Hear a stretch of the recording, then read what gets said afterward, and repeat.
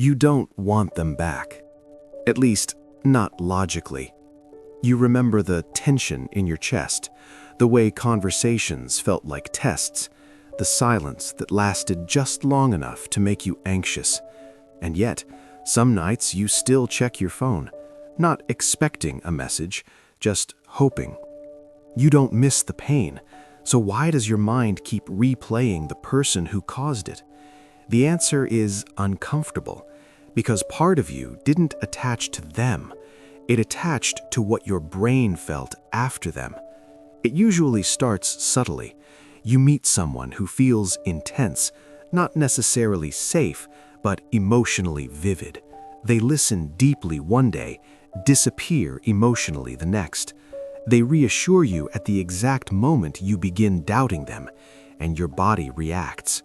Your heart speeds up before messages. Your mood depends on their tone.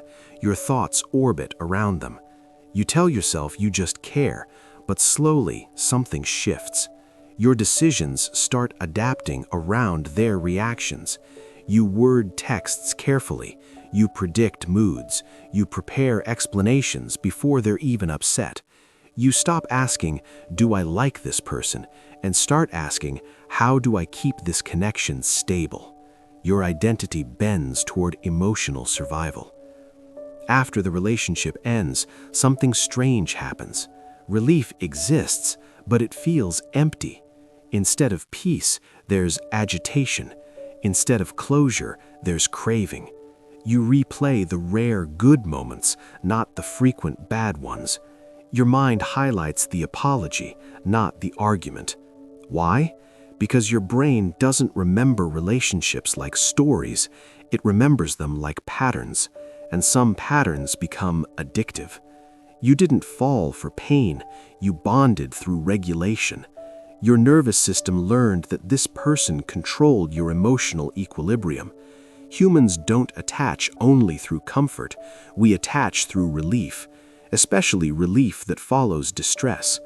This matters because relief feels powerful. It signals safety after threat, and your brain prioritizes safety over logic.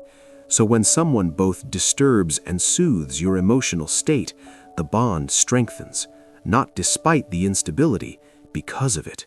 You're not irrational for missing them. You're experiencing a nervous system memory, and your body remembers emotional regulation more vividly than emotional harm. But that still leaves a question. Why does pain make attachment stronger instead of weaker? Your brain runs on prediction. It constantly asks what reduces uncertainty. Predictability equals safety. But here's the twist. Unpredictable rewards create stronger learning than predictable ones. This is called intermittent reinforcement. Slot machines use it. You don't win every time. You win occasionally. That unpredictability releases more dopamine than guaranteed rewards. Your brain becomes alert, focused, hooked. Now apply that to emotional connection. If affection appears randomly, after tension, silence, or conflict, your brain treats it as a high-value reward because it had to work to predict it. Each cycle strengthens neural wiring, anxiety, then relief, then bonding. The relief releases oxytocin, the unpredictability releases dopamine. Together, they produce emotional imprinting. The brain concludes, this person regulates my emotional world, not this person makes me happy. This is why stable relationships sometimes feel dull after chaotic ones. Your brain expects contrast. Calm doesn't create the spike. And without the spike, your mind interprets safety as absence, like silence after loud music. Nothing is wrong, but your senses search for intensity. Imagine your nervous system as a pendulum. Stable relationships move gently. Chaotic ones swing wide. The wide swing feels meaningful because movement is noticeable. Your brain confuses movement with depth, and depth with attachment. So when the person disappears, the pendulum keeps swinging, not toward them specifically, toward the emotional rhythm they trained. Which means you don't only miss the person, you miss the chemical cycle. We can't erase emotional memory by force, but we can retrain prediction patterns, not quickly, but precisely.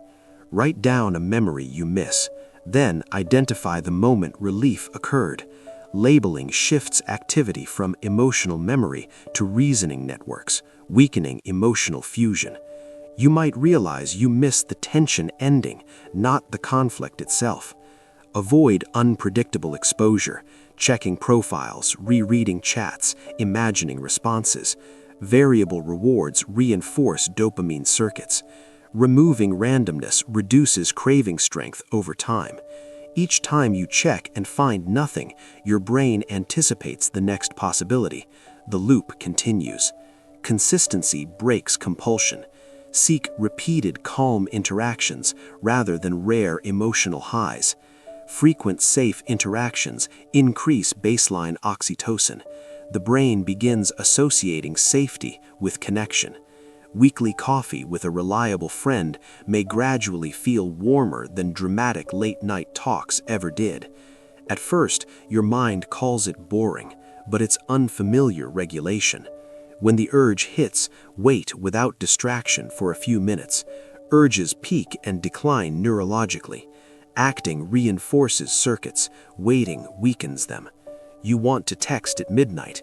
10 minutes later, the urge shifts into memory instead of action. Your brain learns survival without reinforcement. Here's the model to remember. Your brain bonded to a pattern of emotional contrast, not the person's personality, not even the shared memories, but the regulation cycle. Disturbance followed by relief. Intensity followed by calm. When the person left, the pattern kept running, like music stopping, but your ears still ringing. Healing isn't forgetting them, it's teaching your nervous system a new rhythm, one where connection doesn't require recovery afterward. Missing them doesn't mean you were meant to stay.